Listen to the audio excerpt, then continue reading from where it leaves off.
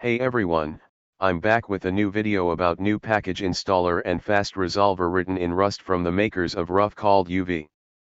It is designed as a drop-in replacement for common pip and pip-tools workflows. It supports downloading and managing different Python versions for different platforms, that is Linux, Mac, and Windows. If you want to take a look at RI made by Armin, the creator of Flask, you can watch the ASMR keyboard video linked in the description, and UV has few of the features RI includes since it's now under Astral group. Noteworthy highlights of UV: drop-in replacement for common pip, pip-tools, and virtual venv commands.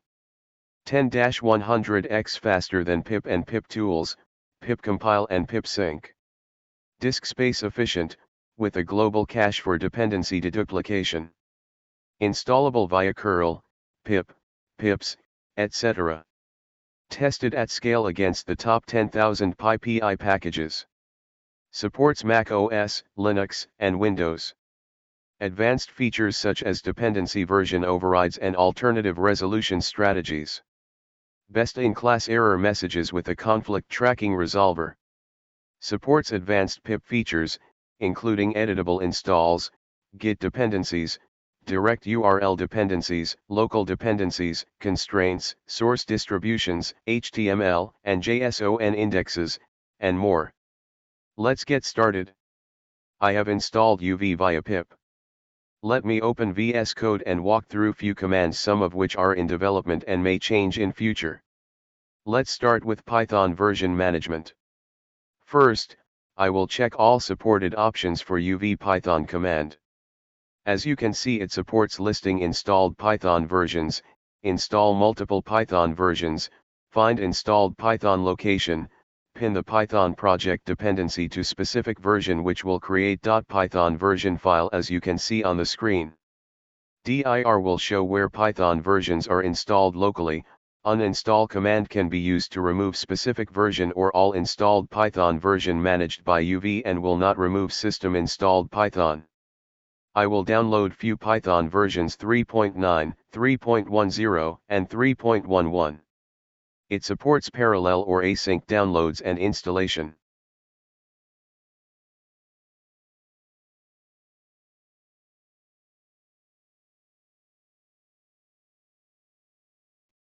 You can check where the Python versions are stored by using UV Python dir command as you can see on screen. Finally, you can uninstall Python version as shown. You can pass all to remove all Python version installed by UV. Next, I will be creating virtual environment using UV. Let's create a new environment using UV venv, which supports various arguments. I will create an environment with Python 3.11. Let me list installed packages in the environment, and it seems pip and other tools are not installed or copied. So I will pass seed argument to copy existing packages to venv. Now it is listing proper packages on fresh virtual env creation. I will recheck if there are no cached downloads to see the resolving and download speed of UV. I will install Flask and it is wickedly fast. Now I will check UV cache command to clear out all cached packages or just prune unreachable objects in the cache. Very self-explanatory. In the meantime, I will set up a bare-bone Flask application that returns infamous hello world.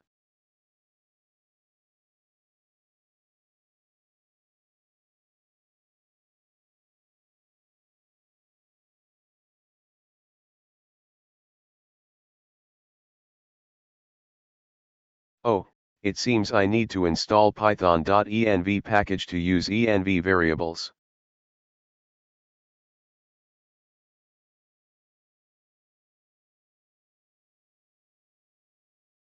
I will now the Flask application and it is working.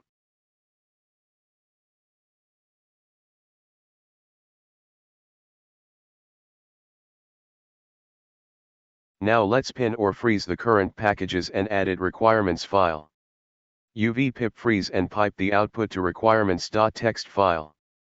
Let's try to pin the Python version and it seems I'm typing the wrong command. The correct command is UV Python pin the version number. Before that, let's check current Python version. Let me change it to 3.12, which should update the .python version file. I will change it back to 3.11. I will install Django and other packages to test out sync command against generated requirements file. It should remove packages which are not present in the requirements file. The process is quite quick though. Finally, my closing thoughts on UV. In short, it's wicked fast both in terms of package installation and package dependency resolution. Thanks for watching. Don't forget to share your thoughts in the comment section, and if you found this helpful, please like, share, and subscribe to my channel. Thank you once again to all my subscribers and the community for your continued support.